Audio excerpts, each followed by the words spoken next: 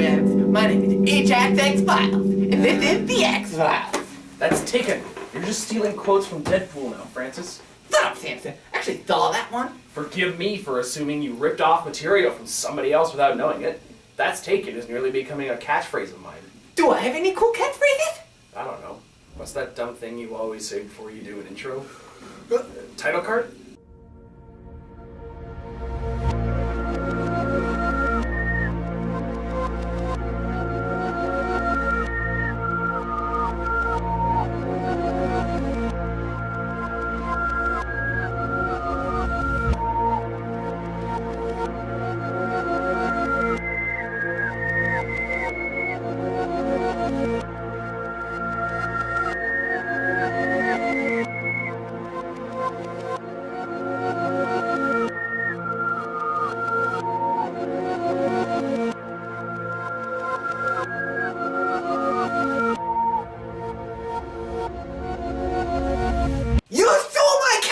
Samson! You edit these! Oh yeah.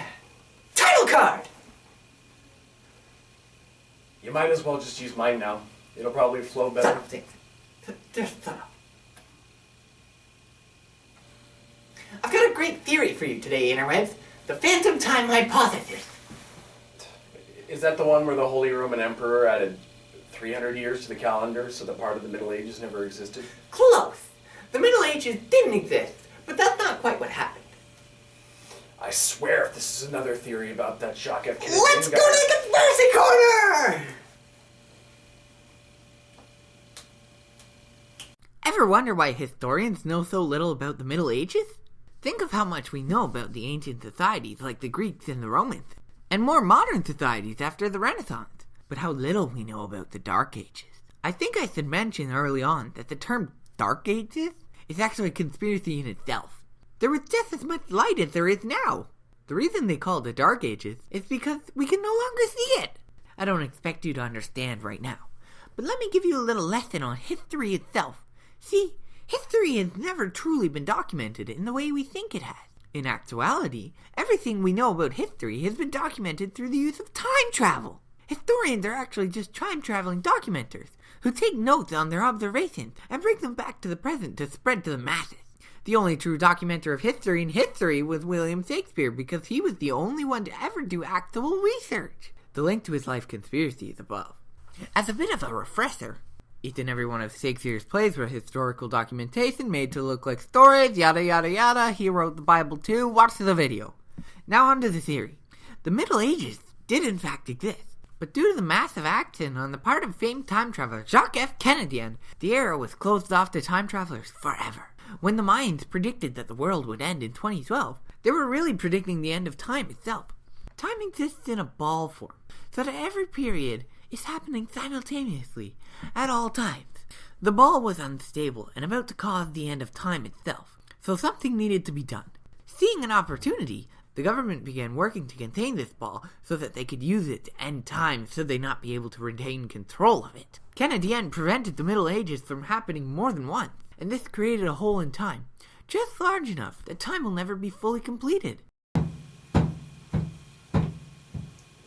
Quiet, Samson! Your rock and roll and heavy metal headbanging is gonna mess up my audio for this conspiracy corner. I'm not listening to music. As I was saying... This has to be one of your most ridiculous conspiracy yet. World-ending time balls? Really? This is a new low, even for you, Francis. How does it even make any sense that time travelers document history? People have always documented history. Here you go, Samson. Hold that right there. You know the old saying, Samson. Those who don't know their history are doomed to repeat it. Think about how little human society evolved before the 20th century. The world didn't start to change until time travel was invented after World War I.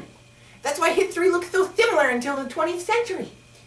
Well, then why don't we know everything about history then? That's an easy one. The government chooses who gets to go, and they hold back the flow of most information so that modern society won't surpass them. How about Kennedy then? Why doesn't he just reveal the truth to everyone? The truth is his mission, Samson. But after he put a hole in the government superweapon, they've been policing time with agents throughout history.